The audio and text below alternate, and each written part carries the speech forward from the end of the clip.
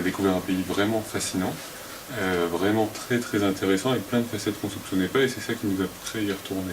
Donc c'était un premier séjour qui était quand même long déjà, et qui nous a permis de rentrer en profondeur dans le pays, et surtout de découvrir le Japon par le biais de ses fermes, donc de ses zones plus rurales. Donc pas forcément le Japon touristique de Tokyo, de Kyoto, d'Osaka, de Hiroshima, c'était un Japon plus... c'était le Japon de petits villages, des familles, des cultures traditionnelles, des choses comme ça. Donc c'est un Japon qui nous a tout de suite beaucoup séduit. Donc ça, ce premier voyage que je vous ai décrit avec du volontariat dans les fermes, c'était 6 mois. Après ça, on est revenu en France et c'est là qu'on s'est dit ce serait bien de repartir au Japon et de faire quelque chose professionnellement en lien avec le Japon parce qu'on était tous les deux journalistes. Et on a décidé de faire ce projet d'aller voir les 100 paysages les plus emblématiques du Japon. On a donc passé pour ce projet de blog puis de livre 13 mois là-bas. On avait un visa qui nous permettait de travailler, on a tous les deux travaillé au Japon pendant qu'on voyageait pour aller voir ces 100 paysages pour financer le projet. Et du coup ça permettait de s'imprégner encore plus de la société japonaise parce qu'on avait aussi des relations professionnelles régulières avec des Japonais. Et on a travaillé avec des agences de communication japonaises qui avaient besoin de contenu en français, donc des textes en français bien écrits, pour des brochures ou des sites internet dans le domaine du tourisme. Donc en plus, ça nous permettait d'approfondir ce qu'on faisait. On a payé l'adhésion, c'est une quarantaine d'euros en fait, et après il suffit d'envoyer des mails aux autres. Il faut s'y prendre un peu en avance quand même, parce que le temps qu'ils répondent. Et après, les profils des autres ont beaucoup d'informations et les langues parlées sont écrites. Et d'ailleurs, souvent les profils qui sont rédigés aussi en anglais, ça veut dire que quelqu'un parle anglais ou parle au moins un peu anglais dans la ferme. Donc, s'il voit quelqu'un qui est un peu perdu, s'il voit quelqu'un qui hésite, il y aura forcément une personne qui viendra, qui essayera de comprendre quel est le problème. Au pire, ils vont aller chercher quelqu'un d'autre qui se laisse, qui parle. Maintenant, il y a de plus en plus d'affichage en anglais dans les gares, dans les métros, partout dans les transports, dans tout le pays, et surtout avec les JO de Tokyo qui arrivent dans 2 ans. Ils font beaucoup d'efforts par rapport à ça. On a eu les plus belles expériences de l'utilisation de Google Translate. Nous, on s'est pas au début, on ne l'utilisait pas, mais surtout souvent, même à la campagne et en woofing, on voyait des vieux japonais qui se mettaient pas très loin de nous et qui commençaient à parler japonais dans leur téléphone, des personnes âgées, et qui après s'approchaient de nous et montraient le téléphone avec la phrase en anglais. Beaucoup de voyages se concentrent sur les itinéraires les plus touristiques, donc Tokyo, Kyoto, Nara, Osaka, Hiroshima, Miyajima. Et c'est des endroits où le contact est moins spontané parce qu'il y a tellement de touristes, en fait, il y a tellement de gens qui visitent ces sites que parfois les Japonais peuvent être plus blasés. Le tourisme a commencé à s'y développer après les années 70-80, doucement, et après beaucoup plus maintenant. Il y a un seul itinéraire qui émerge, et l'immense majorité des touristes et des voyageurs suivent cet itinéraire. Dans le bouquin, en fait, il y a les sites touristiques habituels représentent peut-être 25-30 vues, et donc les 70 autres, c'est des sites très importants pour les Japonais, qui sont des sites vraiment intéressants. On n'a jamais été déçus par un site, et pourtant on n'était qu'avec des touristes japonais. Le Japon est couvert à 70% de montagnes, donc c'est quand même costaud, et il n'y a pas que les montagnes. Il y a une quarantaine de parcs nationaux qui sont très variés, qui vont de Hokkaido avec un climat sibérien à Okinawa avec des climats tropicaux. On est frappé par la puissance de la nature. Il y a plein de...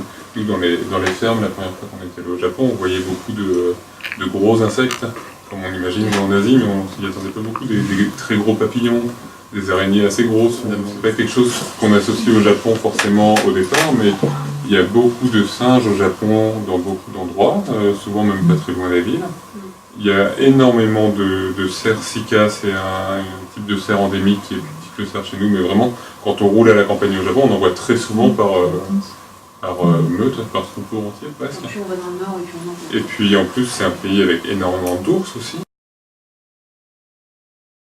J'ai vite rendu compte, la première fois au Japon avec la tente, en se disant qu'on pourrait camper facilement, que dès qu'on quitte les villes, la nature est tout de suite très puissante et très sauvage. Donc c'est soit des blocs de forêt très touffus, avec plein de bambous et tout ça, donc pas de terrain plat pour planter une tente ou quoi que ce soit. Il n'y a pas de terrain vague, il n'y a pas de pâturage. Les cultures, c'est des tout petits jardins à côté des maisons, mais c'est des potagers, on ne va pas mettre la tente sur un potager. Ou alors il y a des rizières, mais sauf que les rizières, c'est inondé. On a découvert qu'il y avait 2 types de camping au Japon dans le détail. Il y a des espèces de campings qui sont à moitié des campings, à moitié des centres de loisirs, où les Japonais vont pas forcément passer la nuit, des fois juste à la journée.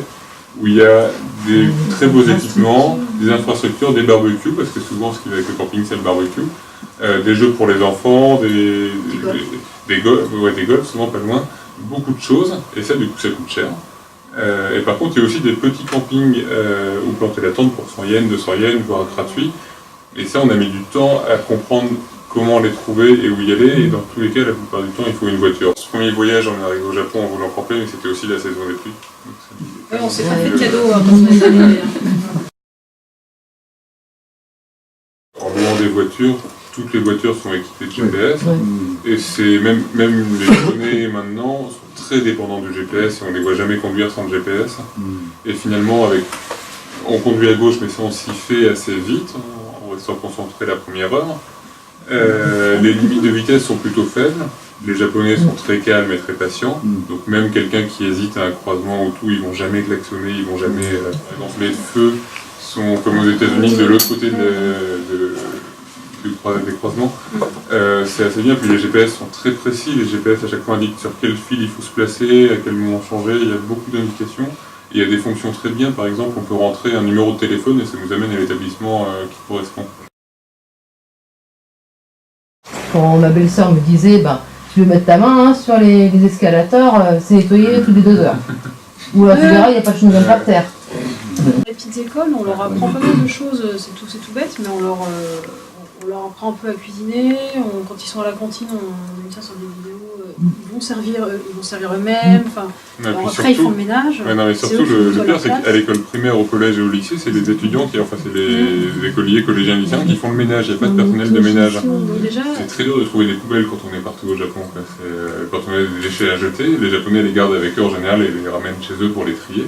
Et donc, en tant que visiteur, au début, on cherche une poubelle pour jeter un déchet, il n'y en a pas du tout. Quand on voit de nombreux Japonais interagir entre eux professionnellement, on voit tout de suite les rapports de hiérarchie qui peuvent être très durs. Ça, c'est quelque chose qu'on entrevoit par là. Il vaut mieux dormir, épuisé, s'écrouler sa chaise au boulot. On va plus te respecter pour ça que si tu dis je préfère rentrer me reposer.